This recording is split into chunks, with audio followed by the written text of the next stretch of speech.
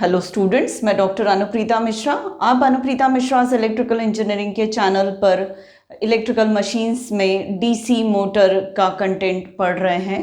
DC motor के last video में मैंने आपको working principle of DC motor बताया था। उसमें मैंने आपको समझाया था कि टॉर्क कैसे जनरेट होता है। तो वो वर्किंग प्रिंसिपल था और उसकी वजह से रोटेशन कैसे जनरेट होता है। तो कोई भी अगर आपसे पूछे कि टॉर्क कैसे जनरेट होता है तो आपको हमेशा जवाब देना है दो फ्लक्सेस के इंटरेक्शन की वजह से टॉर्क जनरेट होता है। और कैसे होता है तो आप मेरा लास्ट वीडियो देखिए, उससे क्लियर हो जाएगा। अब यहाँ पर मैं एक चीज़ ऑब्जर्व करवाना चाहूँगी कि नॉर्थ पोल के अंडर में क्रॉस में करंट बह रहा है, मतलब अंदर की तरफ करंट बह रहा है, और साउथ पोल के अंडर में डॉट में करंट बह रहा है। फिर से मैं बोल दूं, नॉर्थ के अंडर के कंडक्टर्स में क्रॉस में करंट बह रहा है, मतलब अंदर की तरफ, और साउथ के अंडर के कंडक्टर में करंट बाहर की तरफ बह रहा है, मतलब डॉट दिख रहा है हमें। तब रोटेशन हमें कैसा मिल रहा है? रोटेशन हमें एंटी क्लॉकवाइज मिल रहा है। हम जो ऑब्जर्व कर रहे हैं तो फोर्स कैसे जनरेट हो रहा है? ऐसे, जिसकी वजह से टॉर्क जनरेट हो रहा है। टॉर्क इसको कैसे रोटेट कर रहा है? एंटी क्लॉकवाइज डायरेक्शन में। आप मेरा डीसी जनरेटर का वीडियो देखिएगा, उसमें जो करंट इंड्यूस होता है नॉर्थ पोल के अंडर में वो मैंने क्रॉस बताया था, और साउथ पोल के अंडर में डॉट बताया था। और ये कब होता है? जब रोटेशन हमने जनरेटर को इस डायरेक्शन में देते हैं, मतलब रोटर को, जनरेटर की केस में रोटर को हम जब रोटेशन प्राइम मूवर से क्लॉकवाइज डायरेक्शन में देते हैं तब नॉर्थ पोल के अंडर के कंडक्टर्स में क्रॉस जनरेट होता है और साउथ पोल के अंडर के कंडक्टर्स में डॉट डायरेक्शन में करंट प्रोड्यूस होता है।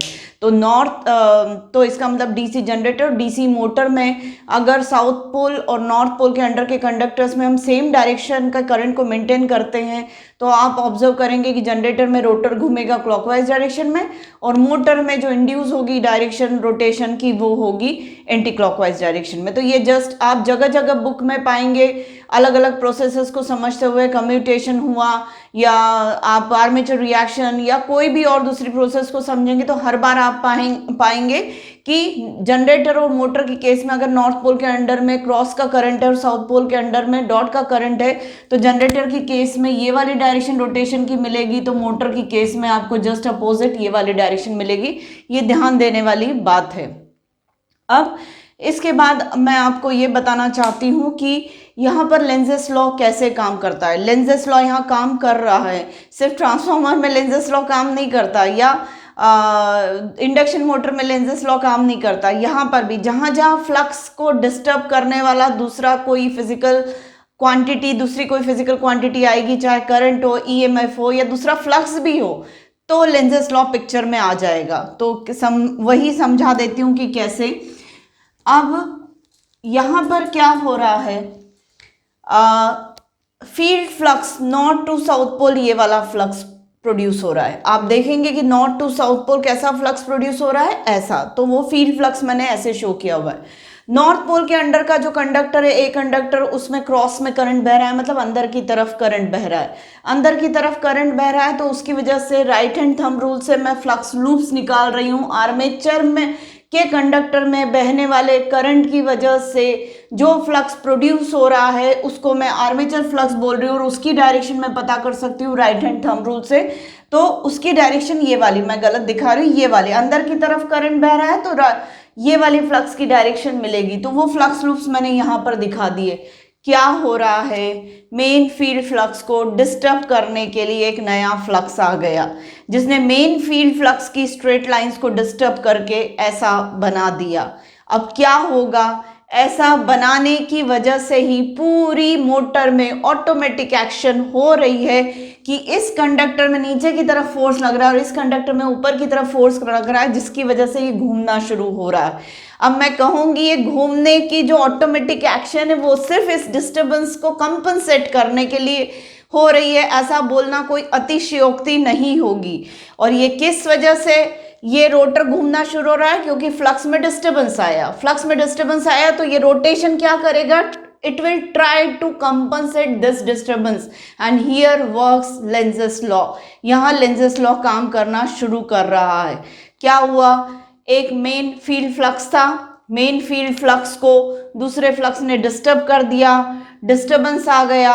अब Lenz's law के अकॉर्डिंग यहाँ पर जो होगा फैराडेज लॉ के अकॉर्डिंग, फैराडेज लॉ यहाँ पे कैसे आ रहा है काम में, जैसे ही ये रोटर घूमना शुरू कर रहा है तो इंडिविजुअल कंडक्टर जो है वो मेन फील्ड फ्लक्स में घूम रहे। अभी क्या हो रहा था, ये कब की सिचुएशन है, जब सब कुछ स्टेशनरी था, यहाँ पे आर्मेचर घूम नहीं रहा था, फील्ड फ्लक्स ऐसा था और आर्मेचर कंडक्टर्स भी स्टेशनरी थे। स्टेशनरी कंडक्टर्स में हम करंट भेज रहे थे, जिसकी वजह से ये क्रॉस करंट मतलब अंदर जाने वाले करंट की वजह से ये फ्लक्स लूप्स आ गए, सब कुछ स्टेशनरी था। अब क्या हो रहा है, इन कंडक्टर्स ने घूमना शुरू कर दिया, घूमना शुरू कर दिया मतलब ये कंडक्टर्स मेन फील्ड फ्लक्स को काट रहे हैं, और जब भी कोई कंडक्टर फ्लक्स को काटता है तो फैराडेज लॉ के अकॉर्डिंग उसमें ईएमएफ इंड्यूस हो जाता है। जब भी कोई कंडक्टर फ्लक्स लाइंस को काटता है और तो उसमें ईएमएफ इंड्यूस हो जाता है और सर्किट कंप्लीट होता है तो करंट बहने लगता है, और करंट बहेगा तो एक फ्लक्स भी आएगा। अब ये जो फ्लक्स होगा ये वही फ्लक्स होगा जो इस डिस्टरबेंस को कवर करने की कोशिश करेगा, कंपनसेट करने की कोशिश करेगा। कैसे, यहां पर कंडक्टर्स ने घूमना शुरू किया तो main field flux north to south pole वाले 5 फ्लक्स को ये कंडक्टर्स काट रहे हैं, ठीक है। अब ये कंडक्टर ऐसे, फ्लक्स लाइंस ऐसी है, ये इसको काट रहे हैं तो इसमें एक ईएमएफ इंड्यूस होगा। भले ही इसमें पहले से एक करंट हम भेज रहे हैं, जबरदस्ती वाला एक हम एक्सटर्नल सर्किट से करंट भेज रहे, होने दीजिए, पर इस कंडक्टर में इसके घूमने की वजह से एक और ईएमएफ इंड्यूस होगा।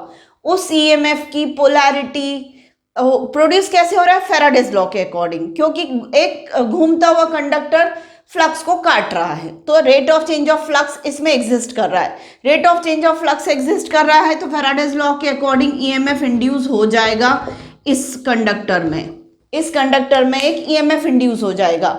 उस ईएमएफ की पोलैरिटी ऐसी होगी कि उसकी वजह से करंट ऐसा इसमें फ्लो होगा, या वो ईएमएफ ऐसा करंट फ्लो करवाने की कोशिश करेगा कि उसकी वजह से ऐसी डायरेक्शन का फ्लक्स प्रोड्यूस होगा जो इस आए हुए डिस्टरबेंस को कंपनसेट करेगा।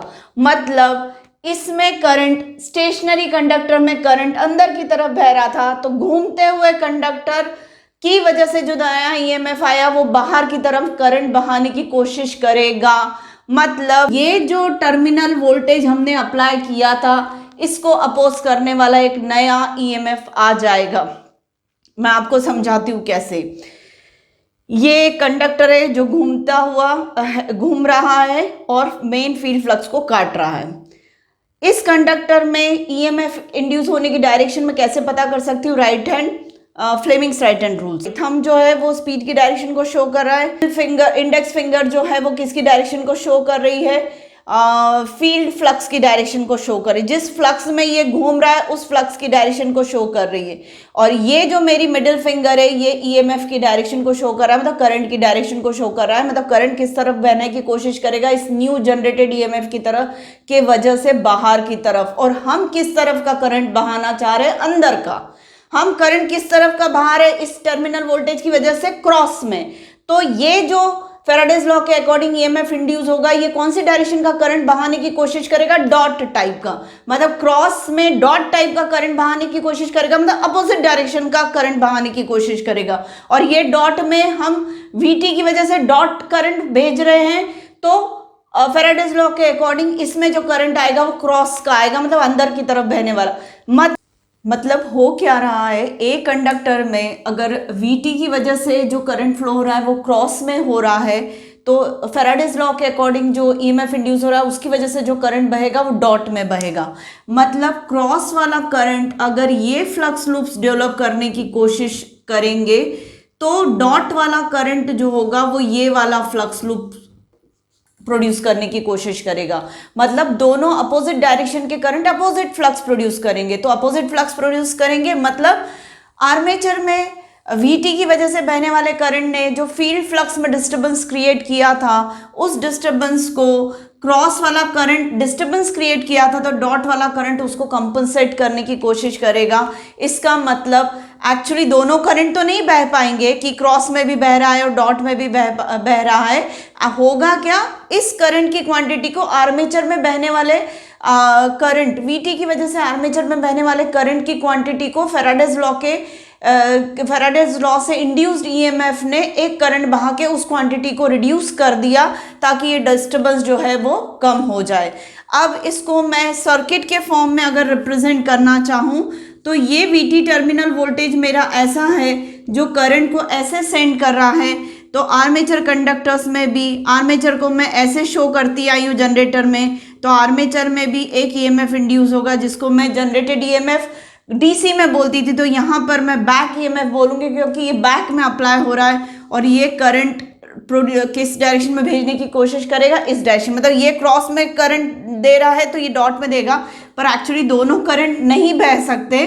सिर्फ और सिर्फ ये होगा कि ये ईएमएफ जो है, पहले सर्किट में सिर्फ और सिर्फ इन कंडक्टर्स में कोई ईएमएफ नहीं था, तो पहले सर्किट में सिर्फ वीटी काम कर रहा था और जैसे ही इसने रोटर ने घूमना शुरू कर दिया तो ईबी भी अपीयरेंस में आ गया, तो वो वीटी के अपोजिट ईबी पिक्चर में आ गया, वीटी के अपोजिट ईबी पिक्चर में आ गया और इस करंट ने जो डिस्टर्बेंस क्रिएट किया था फील्ड फ्लक्स में, उस डिस्टर्बेंस को इसने कम करवा दिया, कम करने की कोशिश की। तो मैं ये भी कह सकती हूँ कि ये मेरा मोटर का इक्विवेलेंट सर्किट है। पर हाँ, अभी ये कंप्लीट नहीं है। इस इक्विवेलेंट सर्किट में मैं अगर रेजिस्टेंस को भी शो करना चाहूँ, आर्मेचर रेजिस्टेंस को, तो वो ऐसा शो होगा और ये मुझे स्पीड जो मिल रही है बाहर की तरफ, मतलब मुझे मैकेनिकल पावर आउटपुट में मिल रही है। जनरेटेड ईएमएफ को मैं बैक ईएमएफ बोल रही हूँ। टर्मिनल पे हमने एक वोल्टेज देकर रखा है, वीटी टर्मिनल वोल्टेज, जो कि एक टर्मिनल करंट अंदर की तरफ सेंड कर रहा है, या आर्मेचर करंट, और ये रेजिस्टेंस है आर्मेचर का। तो ये जो बैक ईएमएफ है ये मैं आपको लेंज़ेस लॉ के अकॉर्डिंग प्रोड्यूस होता है और लेंज़ेस लॉ की वजह से जो फील्ड फ्लक्स में, इस फील्ड फ्लक्स में जो आर्मेचर फ्लक्स ने डिस्टर्बेंस क्रिएट किया था उसको ये कंपनसेट करवा देता है, मतलब अपोजिट डायरेक्शन का करंट भेज के अपोजिट फ्लक्स जनरेट करवाने की कोशिश करता है, जिसकी वजह से ये डिस्टर्बेंस कम हो जाता है। मतलब अपोजिट फ्लक्स अपोजिट करंट का मतलब एक अपोजिट ईएमएफ इंड्यूस हो जाता है जिसकी पोलैरिटी वीटी के जस्ट अपोजिट स्टैंड हो जाती, वीटी के जस्ट अपोजिट ईबी पिक्चर में आ जाता है। मतलब ये अपोजिट डायरेक्शन में करंट भेजने की कोशिश कर रहा है आईटी के, जिसकी वजह से कंपनसेशन ऑफ डिस्टर्बेंस, फ्लक्स का डिस्टर्बेंस जो हुआ है उसका कंपनसेशन हो रहा है। तो अब ये हुआ बैक ईएमएफ की स्टोरी कि बैक ईएमएफ क्यों इंड्यूस होता है। क्वेश्चन भी आपसे ऐसा ही पूछा जाता है एग्जाम्स में कि बैक ईएमएफ क्या होता है मोटर में। बैक ईएमएफ फैराडेज लॉ के अकॉर्डिंग जनरेटेड ईएमएफ ही होता है, वैसा का वैसा ही जो जनरेटर में जनरेट होता था, डीसी जनरेटर में जो ईजी जनरेट होता था वही बैक ईएमएफ यहाँ पर है। पर ये बैक ईएमएफ अपोज कर रहा है फ्लक्स के डिस्टर्बेंस को, तो इस तरीके से बैक ईएमएफ को यहाँ पर समझाया जा सकता है। और वहाँ पे जनरेटेड ईएमएफ तो आउटपुट पे पावर दे रहा है, ऐसा वो था। और यहाँ पर मैं ये बताऊँ कि बैक ईएमएफ का जो क्वांटिटी होगी ईबी की वो वही है P phi N Z by A 60A, ये वही वाली है, वही एक्सप्रेशन होगा जो हमने डीसी जनरेटर में जनरेटेड ईएमएफ का एक्सप्रेशन डिराइव किया था, ईएमएफ इक्वेशन डिराइव की थी। वो भी फैराडेज लॉ के हिसाब से इंड्यूस हुआ था, ये भी फैराडेज लॉ के हिसाब से इंड्यूस हुआ था। वहाँ जो सारी क्वांटिटीज थी, number of poles, flux, field flux, rotation की speed, number of conductor Z, parallel path 60 जो है वो हम ट्रांसफॉर्मेशन के लिए सेकेंड्स टू मिनट या मिनट्स टू सेकेंड के लिए हम लाते हैं। तो सेम वही वाला एक्सप्रेशन यहाँ पर जनरेटेड ईएमएफ का होगा, बस इसको यहाँ पर आइडेंटिफाई किया जाता है बैक ईएमएफ के नाम से, क्योंकि ये अप्लाइड वोल्टेज के बैक में, काउंटर में खड़ा हो जाता है to oppose the changes created by the VT due to IT. जो भी चेंजेस आए हैं उसको ये कंपनसेट करने की कोशिश करता है। तो ये पूरा बैक ईएमएफ की मैंने स्टोरी बताई कि क्या है, बैक ईएमएफ का मैग्नीट्यूड कितना होता है वो भी मैंने बता दिया, और इक्विवेलेंट सर्किट ऑफ मोटर जो होता है वो ये वाला होता है। हाँ, नेचुरली यहाँ पर सेपरेटली एक्साइटेड और series excited DC motor, shunt excited DC motor, वो सारी वेराइटीज डीसी मशीन की जो होती है जनरेटर के केस में वही की वही सारी वेराइटीज यहाँ पर भी होती है।